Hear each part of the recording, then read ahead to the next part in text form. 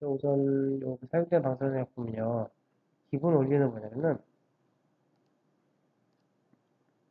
심장이 이렇게 있어요. 아까도 말씀드렸지만 심장이 있어요. 우심방과 우심실, 좌심방과 좌심실이 있죠. 방사선약품을 페리페리얼 또는 SVC 목 쪽에다 집어넣습니다. 그러면 방사선약품이 이렇게 타고 우심방을 거쳐서 우심실을 거쳐서 어디로 가죠? 방사선약품이 폐로 가죠. 이렇게. 그래서 폐로 간 방사선약품은 다시 산소를 먹으면 폐가 좌심방과 좌심실을 거쳐서 어디로 갑니까? 에어울타를 통해서 머리 위쪽으로 하거나 아니면은 순환을 하겠죠. 다시 이렇게 정맥과 맞는 시스테믹 서큘레이션을 합니다. 그래서 퍼스트 스캔이라는 것은 뭐냐면요. 여기서부터 방사선을 투여했을 때 여기서부터 여기까지 나오는 과정을 보는 거예요. 그러면 방사선약품이 우심방, 우심실, 폐, 좌심방, 좌심실까지 어떠한 제재를 받지 않고 한 번에 쑥 빠져나가야 합니다. 그렇다고 하면 중간에 걸리는 장기, 뭐가 있어요? 폐가 있죠? 방사선약품이 폐에만 안 걸리면 돼요. 그래서 이 퍼스페 스캔 같은 경우는 MA는 사용을 절대 못합니다. 사용하게 되면 MA가 폐에 걸리기 때문에 검사 자체가 불가능한 거죠. 그래서 퍼스페 스캔 같은 경우는 다른 말로 하게 되면 MAA를 위한 MA를 제외한 대부분의 표준물을 다 사용 가능하다는 얘기예요. 근데 뭐 굳이 뭐 그거 검사하기 위해서 다른 표준물 쓰기는 좀 그러니까 그냥 일반적으로 테크니슘을 주로 제일 많이 사용을 합니다. 사용량은 20ml를 투여를 하고요. 투여 방법은 볼루스입니다. 이것도 마찬가지로 혈관을 타고 심장을 타고 왔다리 갔다리 하기 때문에 관을 타고 돌아다니는 거라서 구획 구분이라고 하죠. 그래서 검사 방법은요. 환자는 눕게 합니다. 그리고 방사선 동위요소를 주사할 때 원칙은 어디냐면요. 심장과 가장 가까운 쪽. 심장과 가장 가까운 쪽이 어디요? 외경정맥. 엑스터널 뉴글라 베인 쪽 목 쪽에. 목 힘 있는 대로 주면 목에 피쭉 튀어나오잖아요. 거기가 외경정맥. 거기다 집어넣는 거예요. 근데 그게 안 된다. 그러면은 전주정맥, 페리페리얼, 팔 쪽에 있는 곳에 집어넣습니다. 근데 외경정맥도 안 되고 전주정맥도 안 된다. 그러면은 그런 환자 같은 경우는 검사를 못 합니다. 그래서 이 퍼스페 스캔의 검사의 성공적인 검사를 위해서는 심장과 가장 가까운 혈관에다가 약을 집어내야 하고요. 그리고 정확히 볼루스 인젝션이 돼야 돼요. 덩어리로 한 번에 확 밀어내야 돼요. 그래서 동적 검사를 하는데 이거는 뭐 의미가 없고요. 이거는 그래서 이제 검사가 끝나면은 이 검사가 제대로 볼루스가 돼서 진짜로 어떤 데이터를 얻기 위한 프로세스 과정을 거칠 수 있는지 그걸 확인할 때는요. 이걸 보는 거예요. RR을 SVC에다가 RR 그립니다. 그래서 볼루스의 성공 유무를 확인하는 거를 그리는데 이건 뒤에서 이제 영상을 보면서 말씀드릴게요. 그래서 아까 말씀드린 건데 방사선약품을 집어넣게 되면요. 우심방과 우심실을 거쳐서 뿔모나이 아테를 거쳐서 폐에 걸리지 않고 통과를 해서 뿔모나이 배를 통해서 좌심방과 좌심실을 통해서 에어르타까지 나가죠. 그래서 그 이후에는 시스템의 스컬레이션을 하게 되는데 이 퍼스페스킨이라는 것은 여기서부터 여기까지의 순환 시간이라든가 어떤 단락 유무를 확인하기 위한 검사라고 그랬죠. 영상을 보게 되면은 SVC가 이렇게 나올 테고요. 그 뒤부터 영상을 구성한 건데 이쪽이 풀모나리 라이트 에이트리움이 되고요. 라이트 벤트리클이 나오고 그 다음에 풀모나리 아테리가 나옵니다.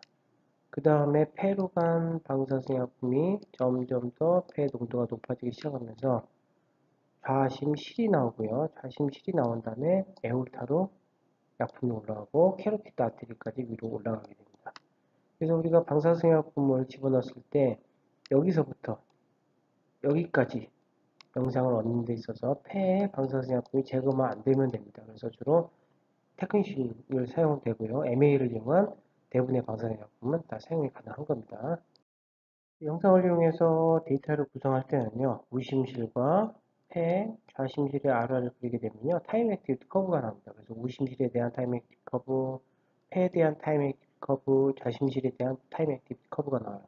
그래서 그러한 타임 액티비티 커브에서 순환시간을 측정할 수가 있는데, 이런 식으로 측정할 수가 있어요. 그래서 첫 번째 튀어나오는 그래프가 우심실이고요. 그 다음은 B는 폐예요. C는 좌심실입니다. 자, 예를 들어 볼게요. 이렇게 폐가 있습니다. 방사선약품을 딱 집어넣게 되면 처음에 우심실에 방사선약품이 들어가기 시작하고 우심방에 들어가서 우심실로 들어간 다음에 폐를 거치죠. 그 다음에 좌심방, 좌심실로 거치죠. 그래서 첫 번째 우심실, 두 번째 폐, 세 번째 좌심실 이렇게 나오죠. 그래서 첫 번째 피크가 우심실, 두 번째가 폐, 세 번째가 좌심실입니다. 그래서 이것도 어떻게 순환시간을 측정하냐? 정상인 사람을 검사를 했더니 일반적으로 우심실에서 폐까지 도달하는 시간, 그래서 피크에서 피크까지 시간을 보니까 2.8 플러스 3초다 이거예요. 그리고 폐에서부터 좌심실까지는 피크를 그려보니까 3.9 플러스 마이너스 4였고 우심실에서 좌심실까지는 평균 6.29 플러스 마이너스 0.5초라는 거죠. 그래서 이거를 기준으로 해서 어떤 순환시간 측정하면서 질환이 있는지 없는지 확인하는 겁니다. 그래서 예를 들어서 어떤 말똥이라는 사람, 개똥이라는 사람이 검사를 했어요. 그랬더니 우심실 그래프는 이렇게 나오는데 폐 그래프가 이렇게 나오고요. 그 다음에 좌심실이 이렇게 나왔다고 쳐봐요. 그럼 어때요? 평균의 피크 값보다 더 벌어져 나오죠? 그러면 어떤 이상이 있다는 얘기예요. 그래서 이거 갖다가 순환시간을 아주 간단하게 측정할 수 있는 방법이라는 거죠. 그래서 이게 퍼스페이스 스캔 때 사용되는 거고요. 자, 이번 경우는 뭐냐면요. 우심실과 좌심실 격벽에 이제 결손이 있는 경우예요. 그렇게 되면 어떤 현상이 나타나냐? SVC에서 정맥결이 쭉 들어오게 되죠. 이런 식으로 돼서 우심방까지 피가 왔다고 쳐요. 그러면은 좌심에서 만약에 피를 뿜어주기 위해서 수축을 했다고 칩시다. 좌심실이 쭈어지면은 여기에 구멍이 났기 때문에 좌심실에 있던 동맥혈이 이쪽으로 밀려나겠죠. 그리고 나서 좌심실이 다시 확장이 되면서 우심실에 있던 정맥혈이 안으로 빨리 들어가게 됩니다. 그러면 우리가 알고 있는 동맥혈에는 순수하게 산소가 포화된 동맥혈만 있어야 하는데 이렇게 되면 어떻게 되냐? 이 동맥혈 안에 정맥혈과 혼합혈 형성을 하는 거죠. 그래서 심실중격 교수 있는 아이들 같은 경우는 입술이 파랗죠. 왜 그러냐면은 이 동맥 안에 산소 포화도가 떨어지기 때문에 그런 거죠. 그래서 방사성약품을 집어넣게 되면 어떤 현상이 나느냐? 방사성약품을 처음에 SBC를 통해서 집어넣으면 우심방과 우심실을 통해서 바로 폐로 가야 하는데 이 약품이 어디로 가냐? 좌심실의 수축과 이온을 통해서 방사성약품이 바로 좌심실로 빨려 들어갑니다. 그렇게 되면 어떻게 되냐? 자, 이 환자의 영상은 심실 중적 결손이 있는 환자 영상입니다. 그래서 SVC에서 우심방과 우심실이 나오고, 그 다음에 풀모나리 아테리가 나오고, 폐가 나오기 시작하죠. 그러면서 좌심 쪽은 결손장처럼 보이다가 나중에 좌심 쪽에 찹니다. 근데 잘 주목해야 할 부분은 보면은, 원래는 좌심이 나온 다음에 폐에서는 방사선약품이 없어져야 돼요. 근데 계속 폐에 방사선약품이 남아있죠. 이 얘기는 뭐냐? 심장이 있게 되면은, 잘못 그렸네요.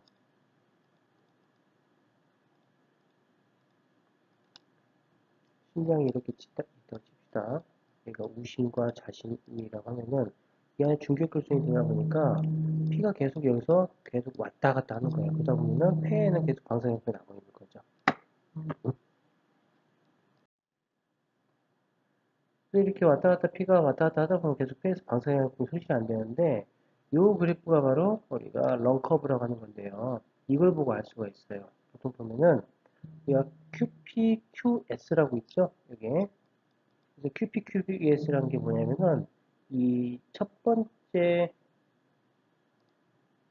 요 그래프 있죠. 요거 첫 번째 여기 나와 있던 요 그래프 요게 폐 그래프예요. 그 다음에 요 두 번째 나왔던 요거는 2차 폐순환 그래프입니다. 그래서 정상적인 사람 같은 경우는 2차 순환이 거의 없어요. 거의 없는데 이 환자 같은 경우는 침식 불균형성이 있다 보니까 폐 방사능약품이 계속 잔존하니까 2차 폐 그래프가 커지는 거죠. 그래서 이 B가 커지는 겁니다. 그래서 이걸 보고 결손이 있는지 없는지 확인하는 거고요. 여기에 보면 SBC 커브라는 게 있죠. 그래서 보면 여기 SBC에다가 RR을 그립니다. 그래서 이게 의미하는 게 뭐냐면은 볼루스가 제대로 됐는지 안 됐는지 확인하는 겁니다. 그래서 만약에 볼루스가 제대로 안 됐다. 그러면 이 그래프 어떻게 하냐? 이렇게 늘어져 나옵니다. 이런 식으로 늘어져 나오면 이건 데이터 나올 수가 없어요. 그래서 SVC 커브를 그려봤을 때 최고의 피크첩을 이루고 바로 떨어지는 이런 그래프를 나타내야지만이 제대로 방사능약품 투여가 됐다 확인하는 겁니다. 그래서 SVC 커브의 의미는 볼루스 인젝이 제대로 됐는지 확인하는 거예요. 자, 그래서 단락 특정 검사에 대한 내용을 요약한 건데요. 상대동맥 상부의 ROR을 그려서 볼루스의 성분유무를 확인을 하고 그 다음에 우페의 ROR을 그린 다음에 이 런커브를 그립니다. 런커브를 그리면 첫 번째 면적 A2번의 면적은 최초 폐순환량이고요. A2번 이 면적은 단락혈류량이에요. 그래서 2차 순환한 폐 면적인데 이 B를 내서 1.2 이하일 경우는 정상이고 그 이상일 경우는 단락인 겁니다. 그래서 정상의 경우는 2차 단락 혈류량이 작겠죠. 그리고 단락이 있는 경우는 2차 혈류량이 크겠죠. 이런 식으로. 그래서 이 B를 내서 검사한 것이 바로 퍼스페 스캔입니다. 이게 SBC 커브를 나타내는 그 퍼스페 스캔 영상입니다. 그래서 이 영상, SBC 커브, 이거 목적이 뭐라고 했죠? 션트, 아니, 그 볼루스의 성공 유무를 확인하기 위한 그래프겠죠. 어디다 알아야 그린다? SVC에다 알아야 그린다.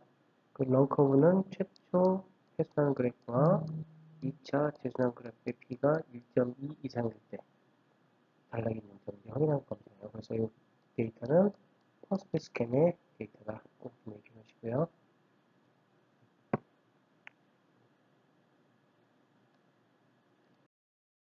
자, 그 다음 검사는 게이티드 블러드 풀 스캔입니다. 그래서 원래 정체는 앞에 멀티라는 게 붙는데 그래서 앞자리만 따가지고 MUGA를 불러요. 그래서 뭐 뮤가 스캔이라고 합니다. 검사 명칭을 보면 두 가지 나올 수 있거든요. 그래서 멀티 게이티드 블러드풀 스캔 이렇게 두 가지 나옵니다. 그래서 게이트 하면 생각나는 게 뭐였어요? 뭐 현관 도어락 게이트가 아니고요. 심장 자극전등이죠. 그 심장 박동 주기를 그래프화하는 것이 게이트죠. 블러드풀이라는 것은 뭐예요? 어떠한 장기에 혈액이 꽉 차 있다는 얘기죠. 그래서 이거는 두 가지 원리가 있어요. 뭐냐? 심장의 박동 주기를 이용하면서 심장의 혈액 풀 상태를 만들어서 검사를 한다. 그 얘기예요. 그래서 대략적으로 검사 명칭으로 정해보면은 심장 자극전도계를 이용해서 심장의 혈액 풀 상태를 만들어서 심장의 기능을 평가하는 검사입니다. 그래서 혈액 풀 상태를 만들려면은 특정 장기에서 제거되지 않는 방사선약품을 이용하면 되죠. 그래서 그게 뭐라고 했어요? 바로 RBC라고 했습니다.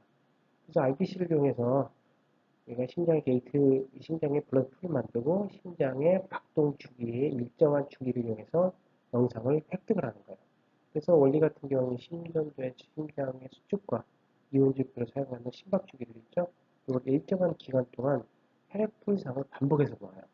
우리가 심장 자극전도에 보면 PQS, T파가 있는데 알파와 알파 사이만 스캔을 하게 됩니다. 이걸 계속 누적해서 스캔을 해요. 그래서 이거를 영상을 본 다음에 좌심실에 기록평가할 때 사용되는 거예요. 이 같은 경우는 주 목적이 심실의 박출 운동 기록평가하는 거예요. 심실 어디 심실? 좌심실 레프트 벤트리클의 이젝션 프랙션을 보기 것이 목적입니다. 원래. 그래서 방사선약품은 RPC가 사용이 되고요. 사용량은 20ml. 치료 방법은 IV고 원리는 9핵 9분입니다. 그래서 검사 방법 환자는 누운 상태에서 방사선약품을 주사한 다음에 10분 뒤에 검사를 해요. 그리고 환자는 슈파인 상태에서 심실이 잘 보이도록 디텍터를 LAO 45도로 돌립니다. LAO 45도로 돌리고요. 디텍터를 카우달로 10에서 20도 틸팅을 하게 되면 좌심실이 가장 잘 보여요. 그래서 LAO에서 45도 스캔을 하고요. 그 상태에서 우측으로 다시 45도 돌리면 안테리뷰가 나와요.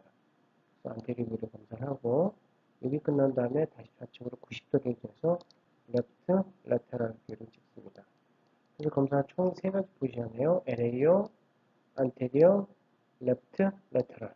3가지 검사하는데 우리가 심장의 박출 개수를 검사하기 위한 영상 포지션 위치는 LAO입니다.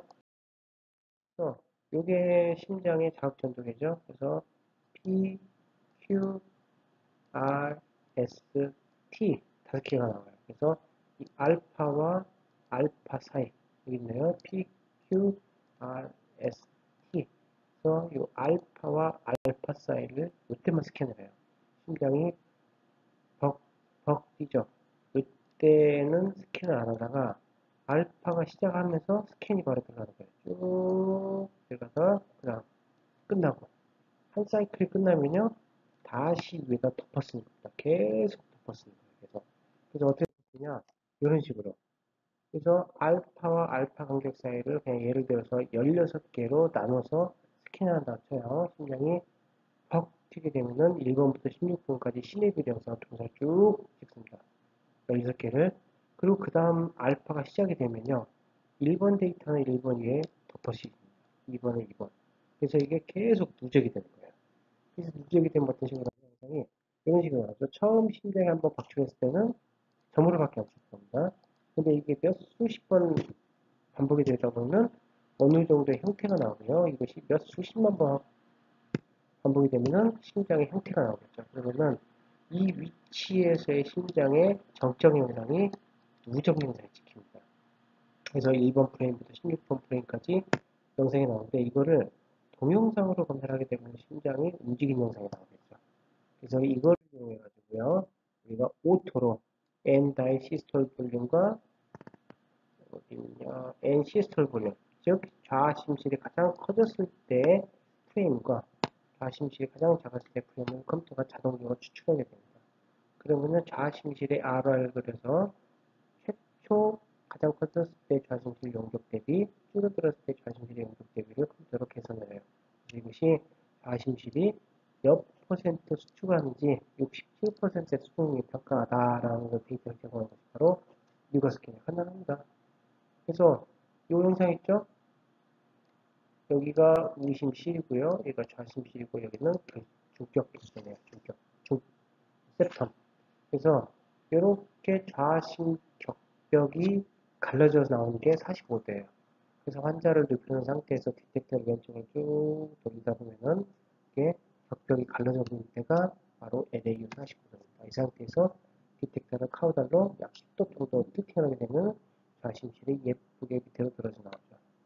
그래서 이 영상이 미국과 스캔 영상이다. 이렇게 보시면 되고요. 이 영상 갖다가 주로 나오는 게 이 검사에서 보고자 하는 장기는 무엇인가? 좌심실이에요. 그리고 좌심실이 가장 잘 보이는 위치는 뭐 어딘가? LAO 45도. 검사의 목적은 무엇인가? 좌심실의 박철 교수입니다. 그 다음은 급성 심근경색 스캔에 대한 내용인데 최근에는 조금 검사하지 않습니다. 그래서 기본적인 원리는 심근경색이 생기게 되면은 심근경색이 생긴 세포 내에 세포막이 파괴가 되고요. 그 세포의 체액으로 고농도로 존재하는 칼슘이온 침착을 하게 됩니다. 이 부분에 방사선 동위원소가 침착된 걸 이용하는 건데 칼슘 성분이 이용 침착되기 때문에 PIP라고 하는 전신표 스캔에 사용되는 표지암물을 사용을 합니다.